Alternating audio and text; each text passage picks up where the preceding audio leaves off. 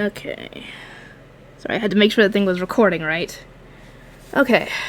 This is going to be my review for My Hero Academia Season 6, Episode 10.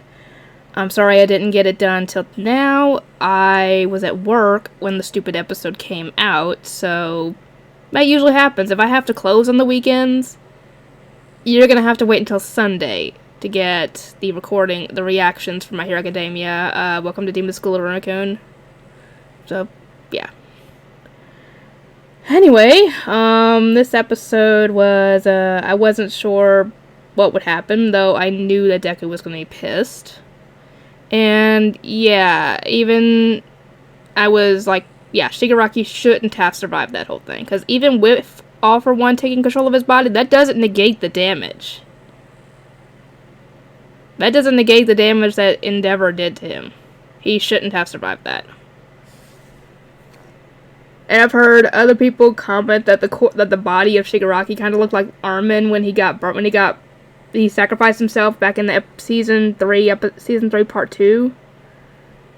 But I mean, it's the same. The reasoning behind it is because it's to the point where they both should have been dead, essentially. Because you shouldn't be able to survive those kinds of burns, at least for very long. But yeah, Deku was pissed. Thankfully, Todoroki came and caught him before, he lost consciousness. And like I said, Deku was pissed. Because, especially considering All For One ended up insulting Bakugo for acting foolishly for what he did. Which, it wasn't foolishness, it was saving his friend, his comrade, and making sure that, that he survived this whole thing. Anyway, like I said, Deku's mad, so he rushes in, his eyes glowing. I'm assuming he's at 100% at this point. And, like I said, I think those, the attacks that he used that got Bakugo, I think those are only to do damage, right? I'm assuming it's only a damaging attack. And, man, Deku bit it. And broke it like it was glass, essentially. However, he really shouldn't have gotten that close. Because, yeah, Shigaraki's gonna let him wail on him, but All For One will take that opportunity to try and take that quirk. And that's exactly what he tries to do. And they both end up in that weird world where Deku can see and talk to the vestiges of One For All. And, he shouldn't be able to take One For All, because, it's actually stated after the Stain episode, that One For All can only be taken if the user, the holder of One For All at the time, is willing to give it up. So, since Stain took some of Deku's blood during his, for his quirk thing, he shouldn't have One For All. Because Deku didn't give it up willingly. So, he shouldn't be able to take One For All, even by force. I think. But, yeah, Deku's now stuck and not able to move, really. But, unlike, before, when he first, encountered this whole thing, his whole body, except for his, this and up, was the only thing that was, and I think maybe his hands, were the only things that were visible when he first entered that world. Now, a lot of him is visible, so I'm assuming it's as he unlocks each quirk, more of him becomes visible in that world. I'm assuming. And thankfully, but yeah, All For One and Shigaraki are both in there now. And thankfully, Nana Shimura shows up to defend him because, yeah, she's not going to stand for someone showing up into that world trying to take that quirk away from Deku. And I did notice something when All For One's younger brother showed up. He's got green eyes. We couldn't see his eyes before. He's got bright green eyes like Deku. And that's kind of gonna cement some people's theories that All For One is possibly Deku's father.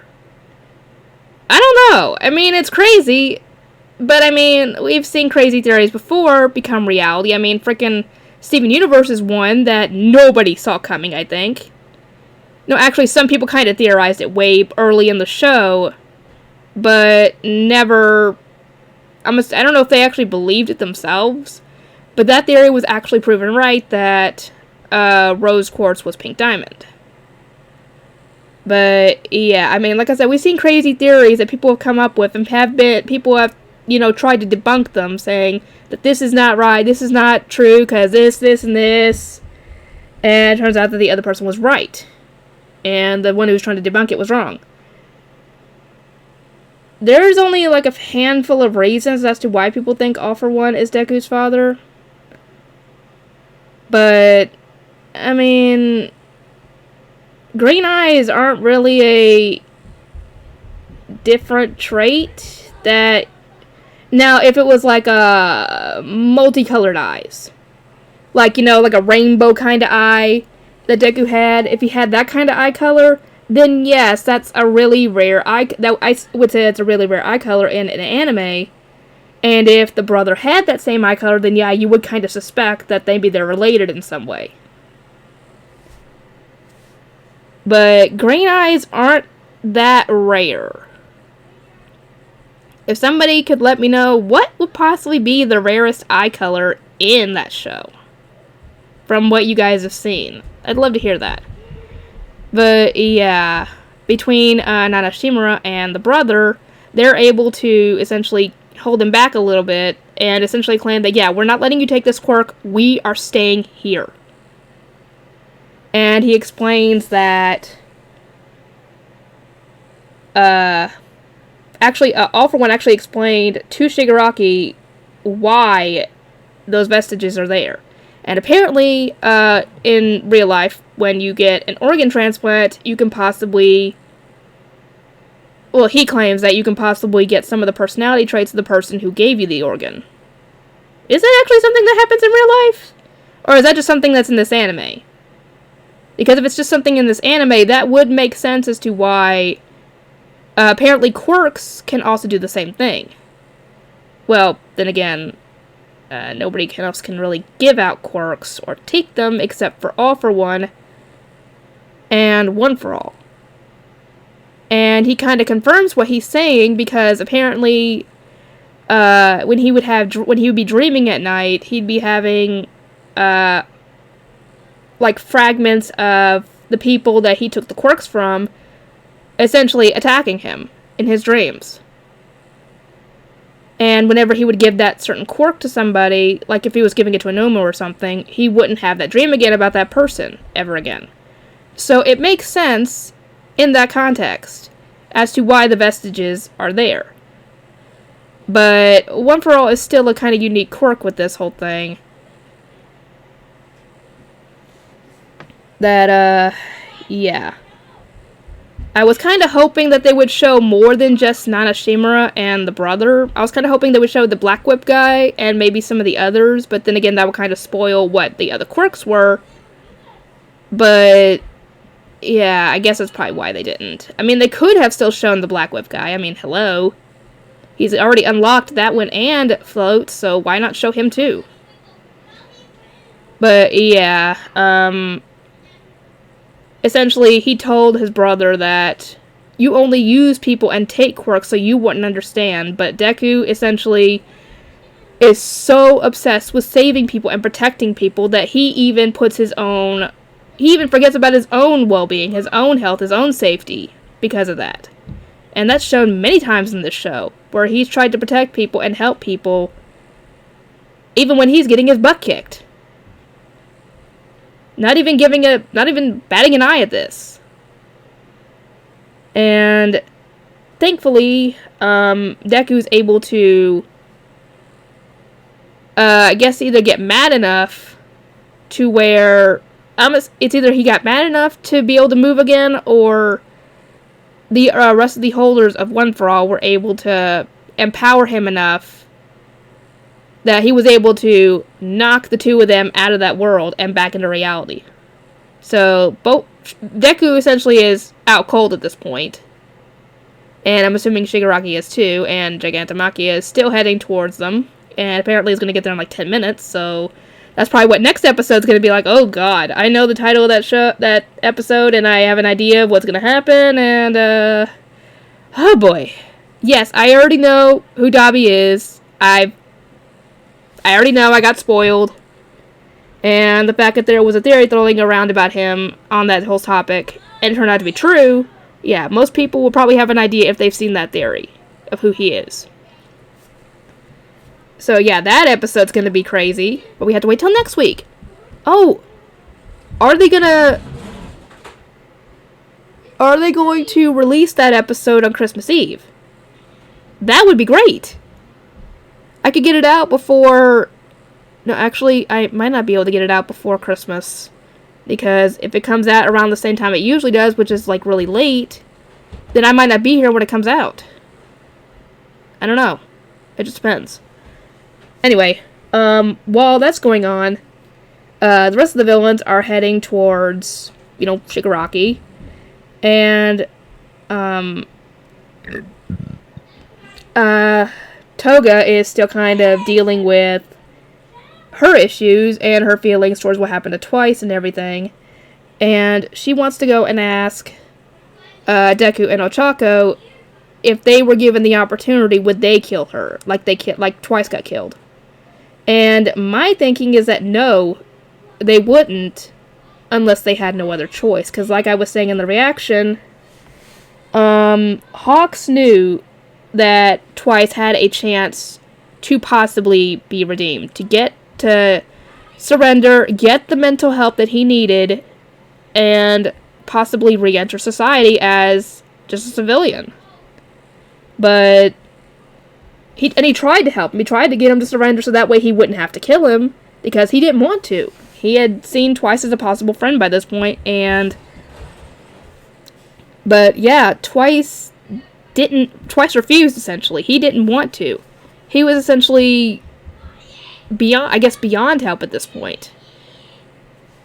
So, but yeah, you can only save somebody who wants to be saved. You can't force them to get therapy when they don't want it. You can't force them to do something they don't want to do. So, Hawks knew that when Twice refused to back down and get the help he needed and surrender, he knew he had to kill him. It was either kill this guy, and it was either kill Twice or not kill him and try to capture him instead, and this risks all the heroes in that area, plus anybody in the nearby cities because of Sad Man's Parade. He knew that Twice was a threat, and that he would use his quirk if he got that chance to stop the heroes. So Hawks did what he had to do. Sometimes being a hero means making those kinds of tough decisions. Do I kill this person and protect not only my comrades, but potential civilians in the process, or don't kill him and risk so many other people dying in the process? Because Twice, more than likely, if he had gotten to do Sandman's Parade, he would have killed all the heroes with those copies. He would have, to protect his friends. And like Twice would have done, Hawks did what he had to do to protect his comrades and the innocent people that didn't deserve to get hurt. So he did what he had to do. He had to make that tough choice, and he did it. He didn't want to, but he did it. And like I said, he only did it because Twice didn't give him any other option other to do so, because it was either that or many other people would die. So essentially, I think it's, what was the phrase? The needs of the many outweigh the needs of the few in this situation. It's either a lot of people die, or one person dies and a lot of people stay alive. So, yeah, Deku and Ochako, their values, they are not going to kill people unless they, like I said, they see no other option. And even then, they would still try to stop the person and not kill them. The only way they would do so is if they saw no other choice and the person they were having to kill was never going to be redeemed and had no remorse, it was essentially, dang it, what was it, a psychopath or a sociopath? I can't remember which. I think a sociopath? But yeah, somebody like that would continue on killing if they were given the opportunity. If they were able to escape. So, I don't think they would unless, like I said, they had no other choice. But yeah, she goes to go and ask them this, and depending on their answer, she'd be fine. So she leaves, finds Ochako, and lures her into a very obvious trap. And tries to ask her this question, and Ochako says, I want to save as many people as possible, and if you get in my way, I will stop you. So, yeah. Anyway, if you guys have any comments on this whole episode, if you have your own thoughts on whether Hawks was right in what he did, or if he was wrong, let me know what you guys think on this. And I'll see you guys next time.